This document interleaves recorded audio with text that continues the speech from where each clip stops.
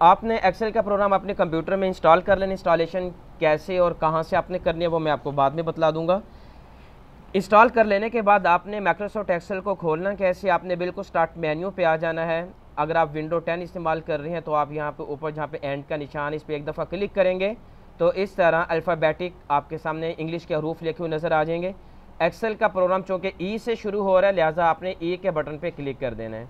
ई पे क्लिक करेंगे। अब ई से जो शुरू होने वाले होंगे आपके कंप्यूटर में जितने भी प्रोग्राम, उन सब की फहरिस्त आपके सामने होगी और ये एक्सेल भी आपको फिर लिखा हुआ यहाँ पे नज़र आ जाएगा। आप यहाँ पे एक्सेल पे क्लिक करेंगे तो इस तरह का एक्सेल का एक प्रोग्राम होगा जो आपकी स्क्रीन पे डिस्प्ले हो जाएगा। ये एक्सेल का प्रोग्राम है, मैं इसको यहाँ से बड़ा कर दूँ, ये एक्सेल का प्रोग्राम है। लेकिन आपने इस एक्सेल के प्रोग्राम को इस तरह नहीं खोलना जिस तरह मैंने आपको अभी बताया। एक्सेल के प्रोग्राम को आपने खोलना है, मैं ऑन स्क्रीन कीबोर्ड ले लेता हूँ ताकि जो ऑनलाइन है उनको भी नज़र आता रहे। आपने कीबोर्ड में एक विंडो का बटन होता है जो ये वाला बटन है, आपने इस बटन को दबाना है, बटन को दबाए रखना है और आपने आर का बटन दबाना है। कौन सा बटन दबाएंगे? ये बटन दबा के रखेंगे, आर का बटन दबाएंगे कि रन डायलॉग खुल जाएगा ये वाला। इसको हम रन डायलॉग भी बोलते हैं, रन कमांड भी बोलते हैं। ये इस तरह का आपके सामने एक स्क्रीन डिस्प्ले होगी।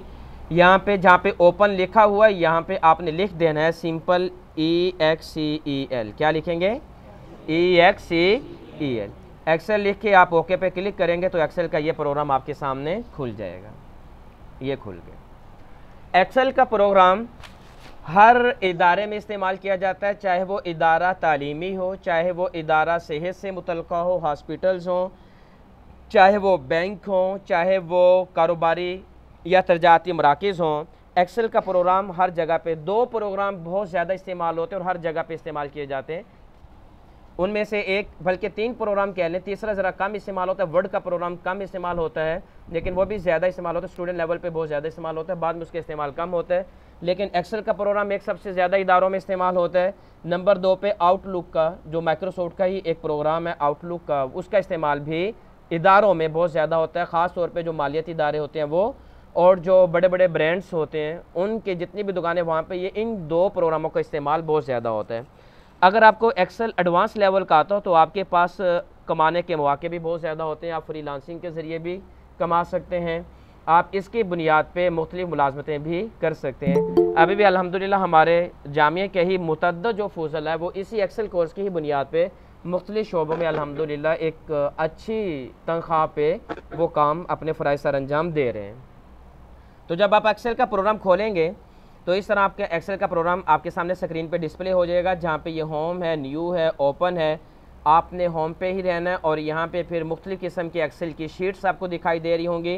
पहली शीट के नीचे लिखा होगा ब्लैंक वर्कबुक, आपने इस पर क्लिक कर लेना है। ब्लैंक वर्कबुक पे इस पर आप क्लिक करेंगे तो इस तरह की एक्सेल की शीट आपके सामने, का एक्सेल का प्रोग्राम आपके सामने खुल जाएगा। एक्सेल का जो प्रोग्राम है दो हिस्सों पर मुश्तमिल होगा। एक हिस्से को हम कहते हैं कमांड एंड कंट्रोल एरिया, एक हिस्से को हम क्या कहेंगे? Command and control area. और एक ये वाला जो कमांड एंड कंट्रोल एरिया, जो हमारा ये ऊपर वाला जितना भी हिस्सा आपको नज़र आ रहा है, जो ये ऑटो सेव है और यहाँ पे आपको ये file, home, insert, page layout लिखा नज़र आ रहा है, फिर ये मुख्तलिफ नीचे बटन्स की शक्लें आपको नज़र आ रही है। यहाँ पे आपको A1 लिखा नज़र आ रहा है, यहाँ पे ये बार बनी हुई है, यहाँ पे ऊपर ABC लिखा हुआ है, ये ऊपर ये ABCDEFGH शामिल है।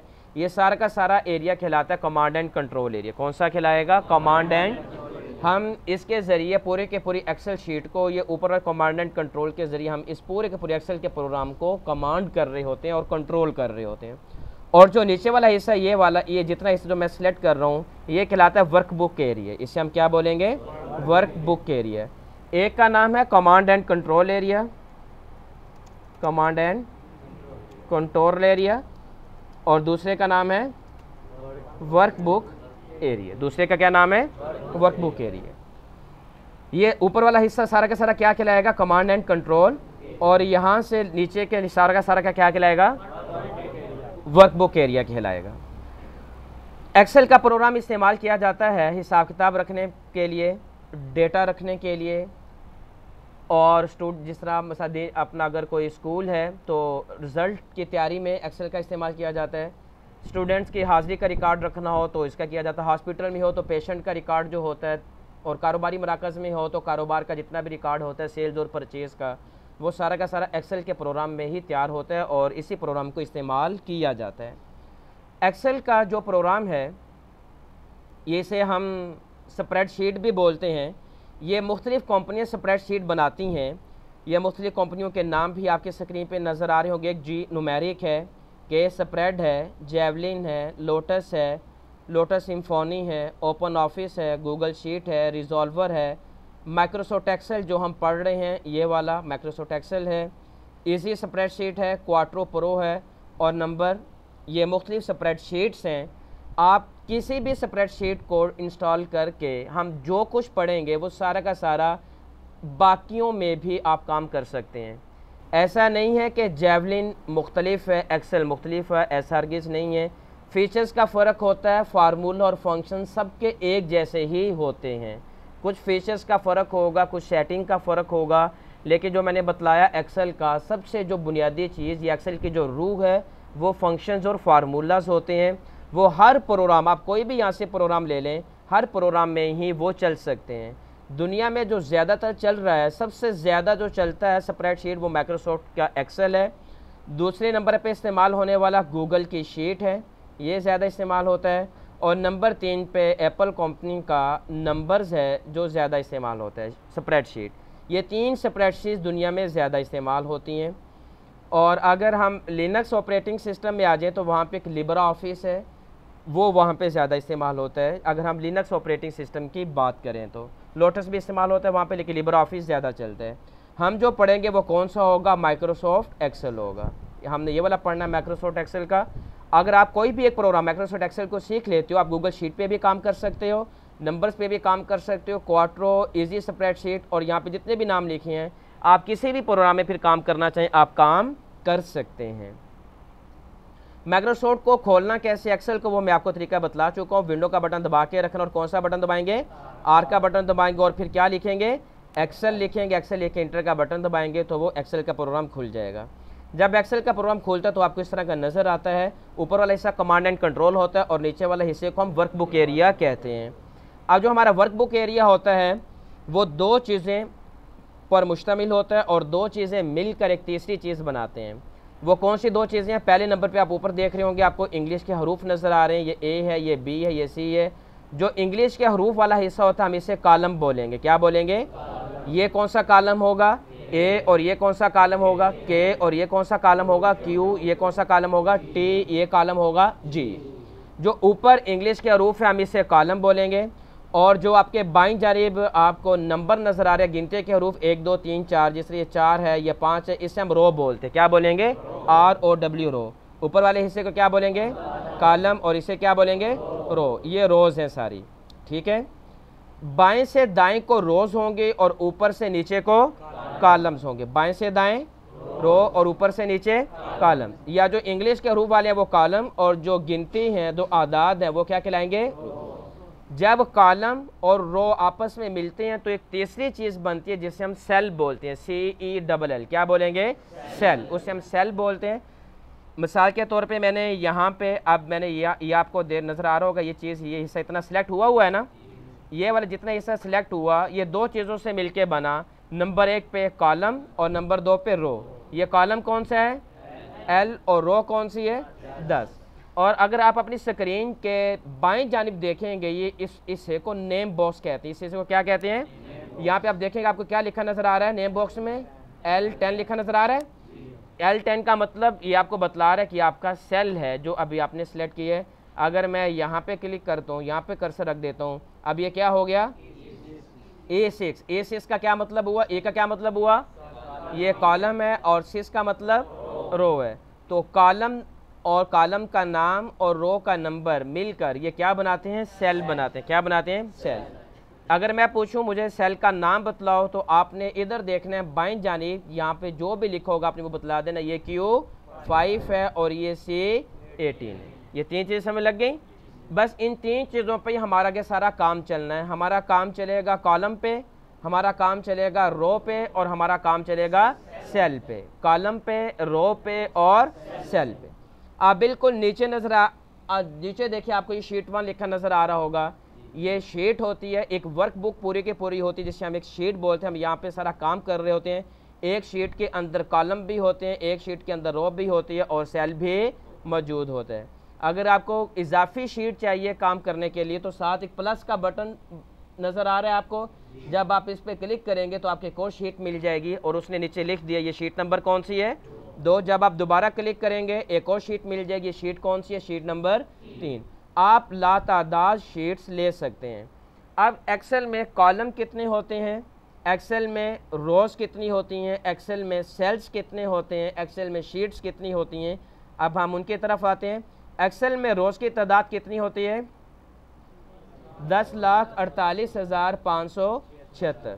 एक एक्सेल की जो एक शीट होती है, मैं उसकी बात करूं, एक शीट जिस तरह ये एक्सेल की शीट 1 है, ये शीट 2 और ये शीट 3 है।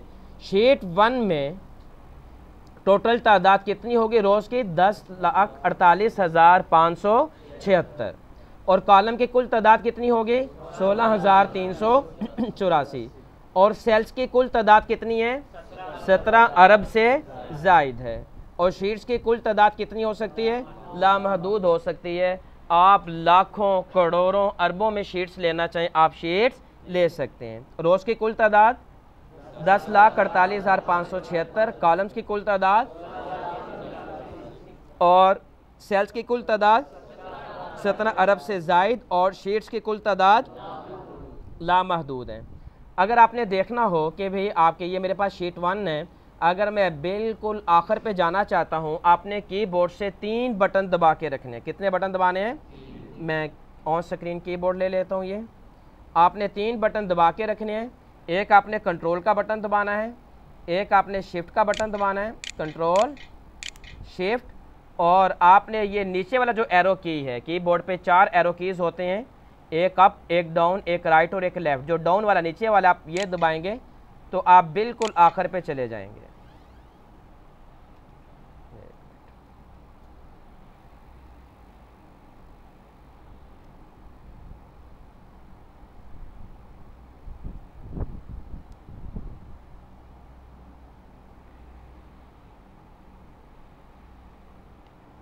मैं एक्सेल की एक और फाइल ओपन कर लूँ, उसमें कोई मसला आ रहा था, ये ले।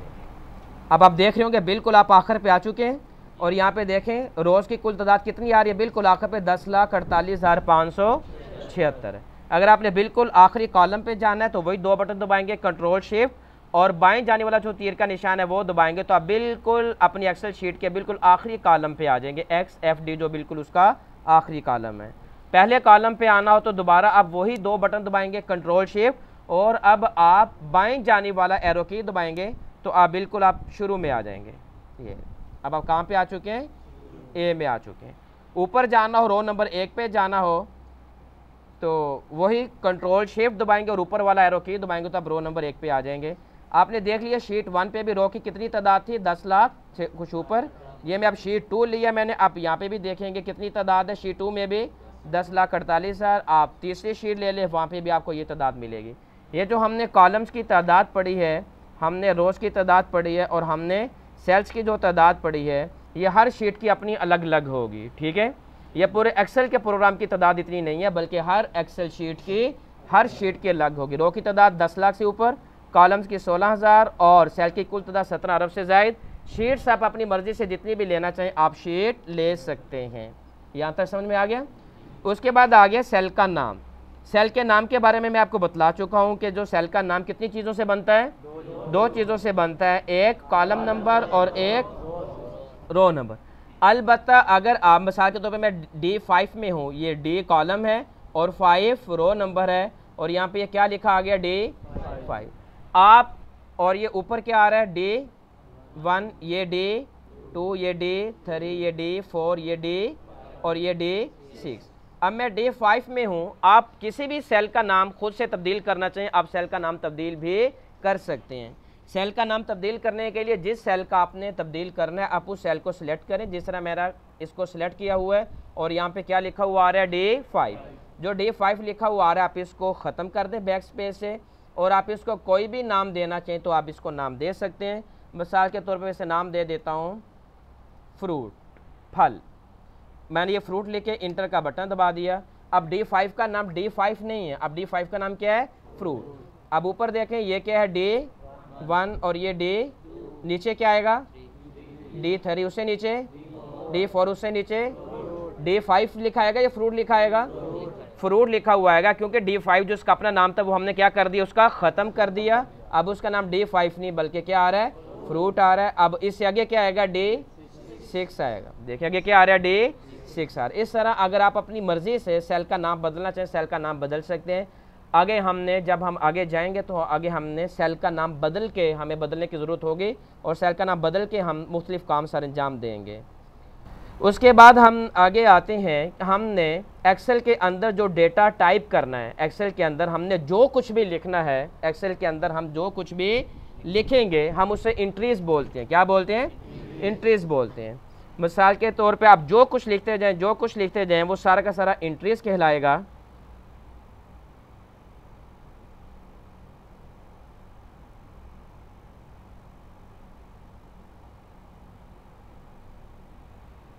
एक्सेल में आप जो कुछ लिखते हैं वो सारा का सारा क्या कहलाता है, एंट्रीज कहलाता है। एक्सेल की जो एंट्रीज होती है वो 3 तरह की होती है। कितनी तरह की होंगी, एक एंट्री होती है जिससे हम लेबल डेटा एंट्री बोलते हैं, दूसरी होगी वैल्यू डेटा एंट्रीज और तीसरी होगी फार्मूला एंट्रीज। कितनी तरह की एंट्रीज होती हैं एक्सेल में, एक्सेल में जो हमने एंट्रीज किसे कहते हैं, डेटा को कहते हैं। डेटा किसे कहते हैं, किसी भी लिखी हुई चीज़ को कहते हैं। हम एक्सेल में जो कुछ भी लिखेंगे हमने उस सब लिखे हुए को 3 हिस्सों में तकसीम कर दिया। कितने हिस्सों में, पहला हिस्सा कौन सा है, लेबल डेटा एंट्री, दूसरा वैल्यू डेटा एंट्री और तीसरा फार्मूला एंट्री। जो लेबल डेटा एंट्री है फिर आगे उसकी मजीद 2 किस्में हैं। आगे उसकी कितनी किस्में होंगी, एक अल्फ़ाबेट्स है और दूसरा अल्फ़ा न्यूमेरिक है। कौन कौन सी, अल्फ़ाबेट्स और अल्फ़ा न्यूमेरिक। अल्फ़ाबेट्स और अल्फ़ा न्यूमेरिक किसे कहते हैं, अब आप इसे समझ लें। अगर सिर्फ इंग्लिश के हरूफ लिखे हुए, क्या लिखे हुए हो, इंग्लिश के हरूफ, मैंने यहाँ पे लिख दिया फ्रूट, मैंने यहाँ पे लिख दिया वेजिटेबल, मैंने यहाँ पे लिख दिया एप्पल। अब यहाँ पे आप देख रहे हैं सारे के सारे क्या हैं, इंग्लिश के हरूफ है। इंग्लिश के हरूफ के अलावा यहाँ पे कोई दूसरा मौजूद नहीं है। ये कहलाता है अल्फ़ाबेट्स। इसे क्या कहते हैं, ये जो हमारी ये पहली किस्म थी अल्फ़ाबेट्स वाली, ये हमारी पहली एंट्री होगी लेबल डेटा एंट्री की अल्फ़ाबेट्स की। अगर अल्फ़ाबेट्स के साथ साथ गिनती के हरूफ भी मिल जाएं, क्या मिल जाएं, गिनती के हरूफ भी। मिसाल के तौर पे मैं लिखता हूँ 1ST, मैंने लिखा 2ND, मैंने लिखा 3RD। अब आप देख रहे हैं कि यहाँ पे गिनती के हरूफ भी मौजूद हैं 1 2 3 और उसके साथ इंग्लिश के हरूफ भी मौजूद है, फर्स्ट सेकंड और थर्ड, ऐसे ही है। अगर ये 2 चीज़ें मिल जाएं, इंग्लिश का हरूफ भी मिल जाएं और नंबर भी, गिनती भी, अदद भी मिल जाए, इसे हम बोलते हैं अल्फ़ा न्यूमेरिक। क्या बोलेंगे, अल्फ़ा न्यूमेरिक। इसे क्या बोलते हैं, ये ऊपर वाले अल्फ़ाबेट्स, नीचे वाले अल्फ़ा न्यूमेरिक हो गए। और उसके बाद जो अगली डेटा एंट्री है वो है वैल्यू डेटा एंट्री। वो कौन सी है, वैल्यू डेटा एंट्री में इसके आगे मज़ीद 2 किस्में, एक सिंबल है और एक न्यूमेरिक है। एक को क्या बोलेंगे, सिंबल, और दूसरी को न्यूमेरिक बोलेंगे। अगर सिर्फ गिनती के हरूफ हों 1 2 3, ये सिर्फ गिनती के हरूफ हैं, ये कहलाएंगे न्यूमेरिक। ये क्या कहलाएंगे, और कुछ अलामात भी होती हैं, जिस तरह की ये अलामत होती है, एक @ अलामत होती है, ये अलामत होती है, ये अलामत होती है, ये अलामत है, ये अलामत है, ये अलामत है, ये सारी के सारी अलामतें आ रही हैं, इनको बोलते हैं सिंबल्स। इनको क्या बोलेंगे, ये वाली एंट्री कौन सी है, या यूँ कह लें ये वाला डेटा कौन सा है, अल्फ़ाबेट्स का। ये डेटा कौन सा है, अल्फ़ा न्यूमेरिक का। ये वाला डेटा न्यूमेरिक का और ये वाला डेटा सिंबल है। ये वाला डेटा अल्फ़ाबेट्स, ये अल्फ़ा न्यूमेरिक, ये न्यूमेरिक, और ये वाले सिंबल्स होती हैं। हमारा लेबल डेटा भी हो गया alphabets alpha numeric, value data भी हो गया सिंबल और न्यूमेरिक। आगे आ गया फार्मूला एंट्रीज। फार्मूला एंट्रीज क्या होता है, जब हम ये फार्मूलाज पढ़ेंगे और फंक्शंस पढ़ेंगे तो ये हम आपको उस वक्त बताएंगे कि ये तीसरी किस्म होती है फार्मूला, जो हमेशा इक्वल के बराबर के निशान से शुरू होती है। किससे शुरू होगी, जो भी एंट्री बराबर के निशान से शुरू हो आप समझ लें ये फार्मूला। ये क्या है, ये फार्मूला या फंक्शंस, इन दोनों में से कोई एक होगा, चाहे आप फार्मूला कह दें चाहे आप उसे फंक्शंस कह दें। यहाँ तक क्लियर हो गया। यहाँ तक हमने आपको ये बतलाया हम एक्सेल में जो कुछ भी लिखेंगे हमने उसको 3 हिस्सों में तकसीम कर दिया, label data, value data, formula data. और फिर लेबल डेटा की 2 किस्में, alphabets alpha numeric, value data की 2 किस्में, सिंबल और न्यूमेरिक। फार्मूला एंट्रीज हमेशा किससे शुरू होती है, इक्वल के बराबर के निशान से। ये जो ऊपर वाला डेटा ये किस नौइयत का है? अल्फ़ाबेट्स। ये वाला डेटा अल्फ़ा न्यूमेरिक, ये वाला न्यूमेरिक, और ये वाला सिंबल्स आ गया। हमारी जो क्लास है वो 7 से लेके 7:30 तक, यानी 7:25 7:30 तक जारी रहा करेगी, और हम आधे घंटे की इंशाल्लाह हमारी डेली की क्लास हुआ करेगी। यहाँ तक क्लियर हो गया? आगे एक्सेल से ही मुतल्लिका कुछ इंफॉर्मेशंस हैं जो यहाँ पे भी मैं आपको ग्रुप में भी शेयर कर दूँगा कि एक्सेल के जो ऊपर वाले और जो आपको एक्सेल के जितने भी यहाँ पे चीज़ें हैं इनके क्या क्या नाम हैं, ये हर एक चीज़ के यहाँ पे नाम लिखे हुए नज़र आ रहे हैं। जैसे जैसे हमने इन चीज़ों को रट्टा लगा के याद करने की ज़रूरत नहीं है, आपने एक नज़र देख लेना है। फिर जैसे जैसे इंशाल्लाह हम पढ़ते रहेंगे ये वाले नाम खुद ब खुद ही बार बार रिपीट होते रहेंगे, बार बार रिपीट होते रहेंगे, और ये खुद ही आपके जहनों में अच्छी तरह बैठ जाएंगे। फ़िलहाल जो हमारे मुतल्लिका थे वो जो आपने याद रखने हैं वो ये कॉलम्स कहलाता है, ये वाला रो कहलाता है, और ये वाला कॉलम और रो मिलके सेल कहलाता है। किसी भी सेल का नाम यहाँ पे डिस्प्ले होता है, और अगर आप उसका नाम बदलना चाहें नाम बदल सकते हैं। और उसके बाद एक्सेल में हम जितनी भी एंट्रियाँ करते हैं, जो कुछ हम लिखते हैं, आपको उसके नाम आने चाहिए। ये वाली कौन सी एंट्री है? अल्फ़ाबेट्स है, ये वाली अल्फ़ा न्यूमेरिक है, और ये वाली न्यूमेरिक वाली है, और ये वाली सिंबल्स हैं। यहाँ तक क्लियर हो गया? चलें जी, आज के लिए इतना काफ़ी है, और कल फिर इंशाल्लाह हम इसे मज़ीद आगे लेके चलेंगे।